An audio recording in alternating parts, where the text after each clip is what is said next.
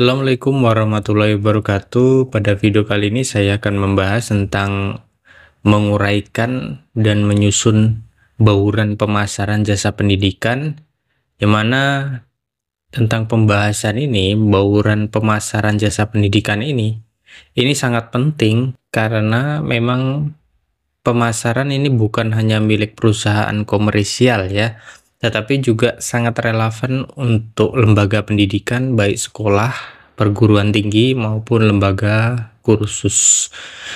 Coba kita uraikan, kita bahas secara perlahan supaya kita mudah untuk memahami. Oke, yang pertama dulu kita membahas tentang konsep dan elemen bauran pemasaran jasa. Itu bisa disingkat 7P. Kalau misalnya Anda pernah melihat tentang pemasaran barang, biasanya kita mengenal istilah 4P ya, yaitu product, price, place, dan promotion. Nah, itu adalah kerangka klasik yang memang itu menjelaskan bagaimana suatu produk itu bisa sampai ke tangan konsumen. Tapi dalam dunia jasa, termasuk dalam pendidikan, kita tidak hanya berbicara soal produk fisik, tetapi juga soal pengalaman, layanan, bahkan interaksi antara penyedia jasa dengan konsumen. Nah, karena itu konsep bauran pemasaran jasa ini berkembang menjadi 7P, yaitu pertama adalah produk, atau kita bisa artikan produk. Dalam konteks pendidikan, produk itu seperti barang fisik ya. Itu bukannya seperti barang bentuk fisik, melainkan sebuah layanan yang berupa apa? Berupa program pendidikan, kurikulum, mata pelajaran, hingga sertifikasi yang ditawarkan. Itu produk. Kalau price itu adalah harga. Harga di sini bukan sekedar biaya untuk misalnya gambarannya SPP, bukan, atau uang kuliah, bukan. Ya, ini harga di sini mencerminkan nilai yang dirasa orang tua atau mahasiswa ketika membandingkan kualitas pendidikannya dengan biaya yang dikeluarkan, itu ada kelihatan di situ. Lalu yang selanjutnya adalah place atau distribusi. Nah, ini bagaimana layanan pendidikan ini bisa diakses oleh peserta didik. Apakah itu tadi melalui kampus fisik, sistem pembelajaran online, atau kombinasi dari keduanya. Dan yang keempat yaitu adalah promosi atau promotion. Bagaimana ini suatu lembaga ini memperkenalkan dari lembaga tersebut kepada masyarakat. Ini bisa lewat brosur ya, bisa lewat sosial, media sosial, atau open house, atau testimoni alumni juga bisa itu. Nah, itu yang promotion. Dan juga ada people atau orangnya. Nah, dalam jasa pendidikan itu sebenarnya orang itu adalah kunci. Seperti guru, dosen, staf administrasi, bahkan satpamnya itu juga yang di gerbang sekolah itu juga mempengaruhi citra lembaganya. Lalu ada proses.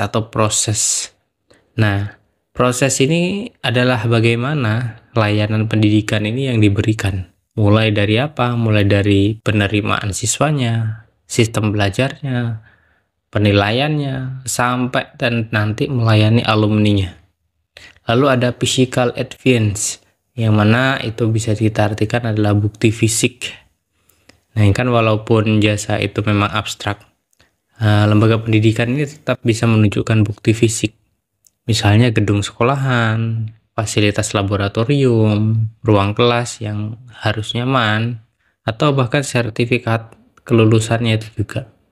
Nah, ini adalah 7 elemen ya, 7P kalau bisa disingkat itu, atau marketing mix ya untuk jasa. Lalu bagaimana strategi produk, harga, promosi, dan distribusi dalam pendidikan? Nah, kita bahas ini tentang strategi produk, harga, promosi, distribusi. Yang pertama itu adalah produk pendidikannya ya. Jadi produk pendidikan ini sebenarnya harus relevan dengan kebutuhan masyarakat. Misalnya saat ini kan banyak lembaga yang membuka program-program yang mendukung keterampilan digital, misalnya seperti coding, atau desain grafis, atau digital marketing.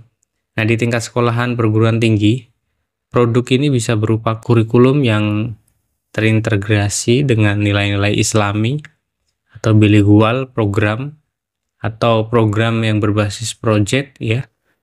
Yang menjadi pertanyaannya itu bagaimana lembaga memastikan produknya ini berbeda dengan yang lain. Nah, di sini pentingnya inovasi kurikulum dan nilai tambahnya. Lalu dari harga ya, strateginya kemudian kita bahas tentang harga dalam pendidikan. Nah, harga pendidikan ini kan bukan hanya angka rupiah, tapi orang tua atau mahasiswa ini akan mempertimbangkan apakah biaya yang mereka keluarkan itu sebanding dengan kualitas layanan yang diterima. Nah, ada beberapa strateginya untuk harga ini tadi. Pertama, misalnya menggunakan harga premium. Nah, ini diterapkan oleh lembaga dengan fasilitas yang unggulan, dengan dosen yang berkualitas, dan reputasinya mestinya tinggi. Itu harganya premium. Terus harga yang terjangkau misalnya. Ini dipakai lembaga yang ingin menjangkau masyarakat yang luas, jadi menggunakan harga yang terjangkau. Lalu diskon atau beasiswa ya. Nah, ini strategi umum sebenarnya yang digunakan untuk menarik calon siswa yang berprestasi khususnya, atau yang membantu siswa-siswa yang kurang mampu. Jadi harga ini memang juga berfungsi sebagai alat positioning. Sekolah dengan memang biayanya mahal ini biasanya ini dipersepsikan ini mesti sekolah elit ya, sedangkan yang lebih murah ini dianggap merakyat. Lalu strategi promosi pendidikannya, jadi promosi di dunia pendidikan ini seringkali sensitif ya, tidak boleh berlebihan atau penipuan, karena yang dipertaruhkan ini adalah kepercayaan masyarakat. Nah, ada beberapa sebenarnya strategi promosi yang efektif. Yang pertama itu bisa kita menggunakan testimoni alumni. Jadi cerita nyata ya, yang lebih kuat daripada iklan itu adalah alumni, karena dia dapat menceritakan dia pengalamannya ketika dia di sana, di lembaga tersebut. Atau menggunakan promosi dengan open house dan trial class, yang ini memberi kesempatan calon siswa ini untuk mencoba suasana belajar di sana. Atau media sosial ini yang sudah lumrah, yang biasanya menggunakan Instagram, TikTok, atau YouTube, ini kan bisa menjadi sarana kreatif ya untuk memperlihatkan kegiatan sekolah. Atau juga bisa menggunakan kemitraan dengan lembaga lain, dimana ini misalnya sekolah ini bekerja sama dengan perguruan tinggi atau perusahaan. Dan kemudian strategi distribusi atau tempat ya, dalam jasa pendidikan, distribusi ini artinya bagaimana layanan ini bisa diakses. Nah, saat ini kan ada dua model utama ya. Ada model offline, ada model online. Jadi model offline ini sekolah atau kampus yaitu berbentuk fisik ya, offline, dengan ada ruang kelasnya, ada laboratorium dan fasilitas nyata. Sedangkan online itu kelas virtual, yang ada di dalamnya itu ada air learning atau hybrid learning ya. Jadi kombinasi keduanya ini sering menjadi solusi yang efektif memang, apalagi setelah pandemi kemarin itu, di mana masyarakat ini sudah terbiasa sebenarnya belajar secara daring. Dan yang selanjutnya kita bahas tentang people, process, dan physical advance yang dalam jasa pendidikan itu bagaimana. Nah, kita bahas tentang people atau orang. Nah, dalam lembaga pendidikan, orang ini paling penting kan, seperti apa guru dan dosen misalnya. Dan mereka ini bukan cuma menyampaikan ilmu, tetapi juga sebagai role model. Jadi kualitas interaksi antara guru dan siswa itu sangat menentukan persepsi terhadap lembaganya. Jadi selain itu kita bisa juga melihat bahwa tenaga pendidikan, staf misalnya administrasi ya, staf administrasi, pustakawan, teknis laboratorium, ini juga memang berperan besar. Misalnya kita bayangkan kalau pelayanan administrasinya itu rumit dan tidak ramah, ini maka citra lembaga ini bisa langsung menurun. Nah, itu people-nya tadi. Lalu ada prosesnya. Misalnya proses pendidikan ini menyangkut bagaimana layanan pendidikan dari awal sampai akhir, mulai dari pendaftaran, seleksi, proses belajar. ujian hingga kelulusan. Nah, itu prosesnya. Jadi proses yang baik itu biasanya ditandai apa sih? Biasanya proses yang baik itu ada transparansi ya. Jadi prosesnya itu harus jelas, biayanya jelas, jadwalnya teratur, dan juga ada efisiensi. Jadi tidak berbelit-belit dan mudah diakses. Juga bisa konsistensi ya, yaitu mutu layanannya ini sama untuk semua jenis siswa. Nah, contoh seperti gini gambarannya ya. Misalnya kita pakai LMS atau Learning Management System, yang mana itu memungkinkan siswa itu mengakses materi, jadwal, sama nilai dari komunikasi dengan dosen secara online misalnya. Nah, itu sebenarnya adalah bukti bahwa proses pendidikan ini sebenarnya bisa dirancang untuk memudahkan peserta didik.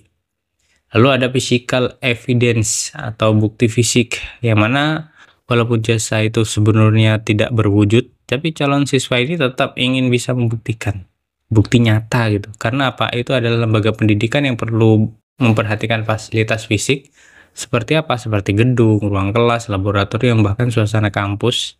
Jadi bukti fisik itu juga harus berupa dokumen resmi, yang mana seperti akreditasi, sertifikasi ISO, atau pengakuan dari pemerintah. Nah, itu semua kan menjadi trust builder bagi orang tua dan siswa. Jadi intinya kita sudah bahas tadi tentang bauran pemasaran jasa pendidikan melalui 7P.